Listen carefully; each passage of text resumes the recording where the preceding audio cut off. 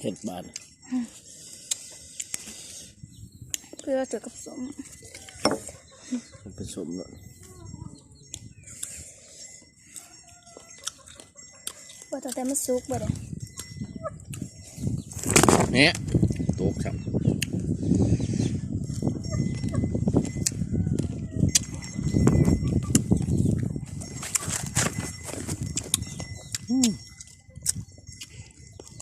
ลงแบบนั้น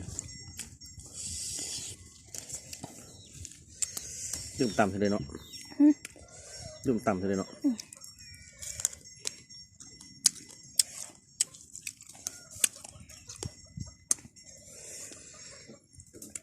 เจอกระปูมาเกี่ยว